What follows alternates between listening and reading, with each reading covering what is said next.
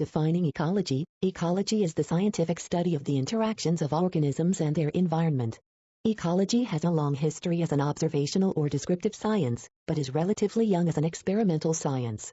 Ecology involves all areas of biology as well as the physical sciences. Interactions of organisms and their environment refers to the way the organism affects the environment as well as how the environment affects the organism.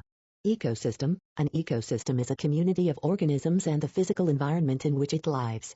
When an ecologist studies the organisms living in a forest and includes a study of the physical factors that affect the organisms in the forest, then the ecologist is studying an ecosystem.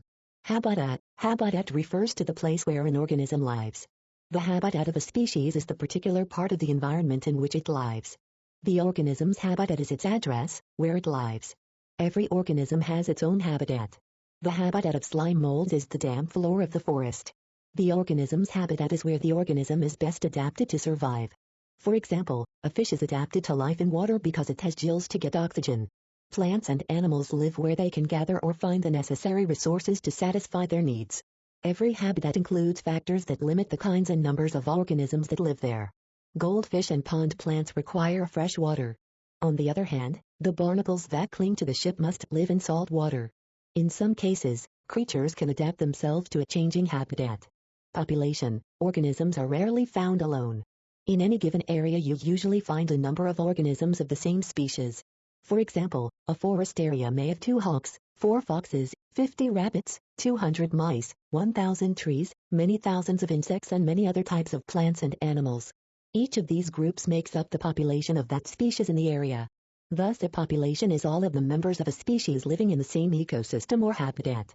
Community. A single area may satisfy the needs of many different populations of plants and animals. These organisms that associate together in a common habitat form communities. Communities exist in various places, including on the seashore, in deserts, in freshwater lakes, and in tropical forests. For example, the community in a lake might include pike, perch, tadpoles, frogs, insect larvae, and algae, among others. Abiotic factors. Abiotic factors are the non-living factors which affect life in any ecosystem.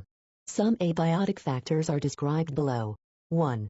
Space, or territory is needed to ensure adequate resources to food, water, shelter, and mates. 2. Temperature. Affect organisms. It may determine if whether or not an organism can live in a certain area, that is, if it can tolerate the temperatures. It can also determine how well organisms seek out and digest food once it is in their bodies. 3. Oxygen is needed by organisms so that their cells can release energy from food. Organisms that live on land obtain oxygen from the atmosphere as they breathe, usually with lungs. Organisms that live in water generally have gills and obtain oxygen which is dissolved in the water. 4. Sunlight is the ultimate source of energy for all green plants which in turn provide the resources for other living things, in most ecosystems. Light also affects the development and behavior of many organisms. 5. Water is necessary for all life. The ability to find water, to maintain water balance, and to conserve water will help determine the habitat range for each species. 6.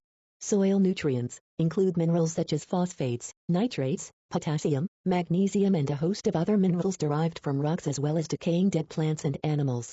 Biotic factors. Biotic factors refer to the living environment and include all other organisms that interact with the individual, both of the same species and all other species. They also include 1. Decomposing plant and animal materials including their dead bodies as well as their wastes. Bacteria and fungi living in the ecosystem help to break down the materials and recycle these materials back to the plants. 2. Disease is the result of infection by fungi, bacteria, and viruses. Disease is an important biotic factor because it tends to reduce the number of organisms within the community. 3. Predator-prey interactions help to limit the size of populations within an ecosystem. A predator is an animal that kills and eats another animal for food. The prey is the hunted animal. An example is the lion and the zebra.